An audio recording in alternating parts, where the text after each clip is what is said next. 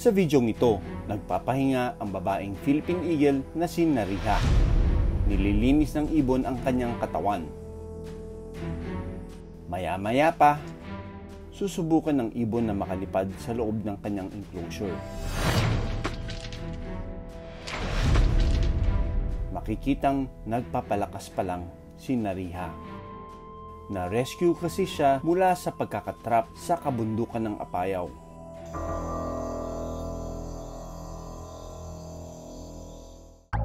Pinuntahan ko ang lugar kung saan nakita ang agilang si Nariha. Sa gubat daw noon si Ariel nang makita ang agila na natrap sa silo. May sugat sa paa at nangihina raw nang makita niya ito. Anong ginawa mo nung nakita mo? Sako umangkin. Nilagay nila sa sako, Dok. Nilagay nila doon sa kulungan.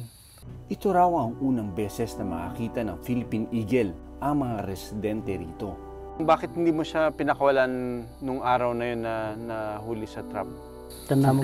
Tamo bigado sikil na di piyan to peteranan kam.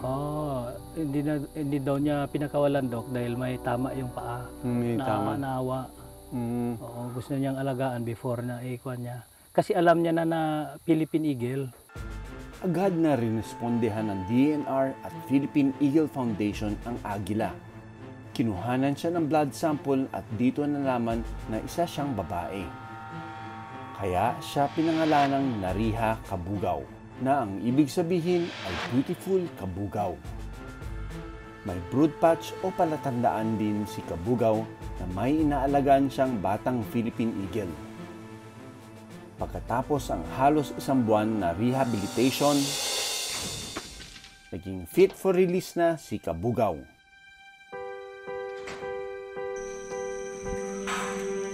Sige. Wow! Philippine Eagle. Makikita natin ito yung mga injury niya na natamo doon sa silo. Pero gumaling na ito. Nakita ko yung kanyang leg band, ano? Anong number siya? 73? 73. Ibig sabihin? So, meron tayong coding, Doc Nielsen, for all of our tagged eagles. So, yung unique yung code sa kanya.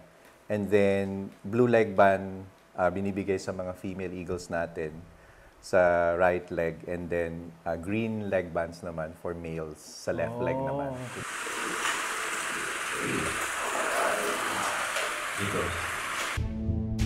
Bago tuluyang i-release sa wild, kailangan munang lagyan si Nariha ng transmitter. Paraan kasi ito para matrack siya. Meron silang na-observe dito na brood patch. So, yung brood patch, nandito yan sa dibdib niya. Itong part na yan, pag hindi sila nag-incubate, maraming balahibo yan. Pero when they're starting to incubate their eggs or brood their chicks, importante na mawala ng feathers dyan para mag-generate ng heat. You know, when you feel it, it's very warm. Meron siyang sugat dito. Ito yung sa report na ginawa ng vet sa Lawag na merong entry ng bullet. Ito yung tinatawag na wing web. So yung kanyang left wing web is may tama. It's an old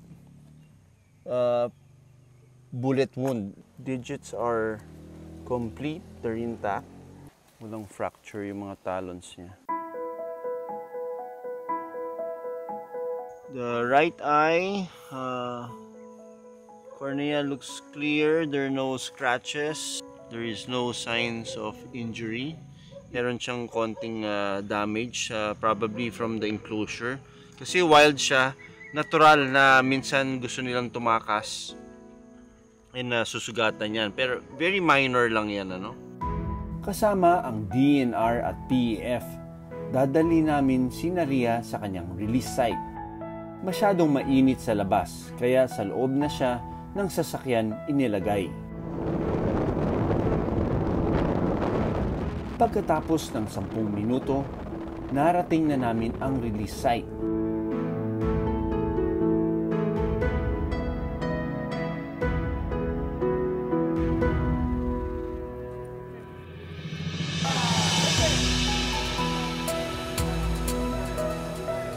Mag-observe muna yan.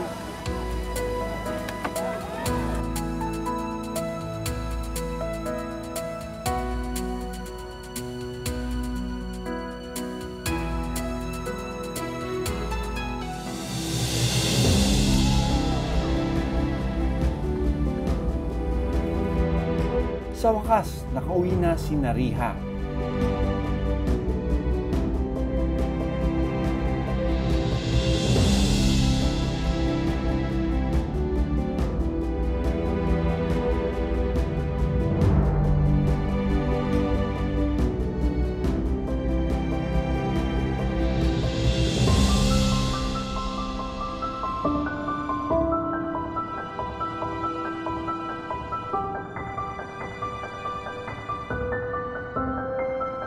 Hindi na namin pinalagpas magsagawa ng Information Education Campaign o IEC sa mga residente dito sa lugar.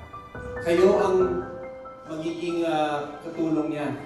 Pag hindi natin sinama ang komunidad, lahat ng conservation efforts ng gobyerno, ng mga conservationists, hindi magiging successful. We think it's possible na pwede nating i-reintroduce or translocate yung mga surplus birds, yun yung tawag namin sa kanila, mga unpaired, immature birds sa Mindanao.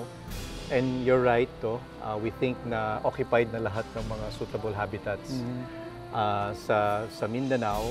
And then may mga surplus birds na tayo. Interestingly, base din dun sa species distribution modeling na ginawa, may mga forest sa Luzon na we think are vacant na pwede tayo mag-translocate or mag-release ng mga eagles. So for instance, ang forest sa Subic, and then Bataan, Zambales, and Mount Banahaw, wala nang mga Philippine eagles found in these places. Ang endemic na Philippine eagle makikita sa Mindanao, Samar, Leyte at ibang parte ng Luzon. Sa ngayon, nasa 130 pairs pa ng haring ibon ang nasa Luzon.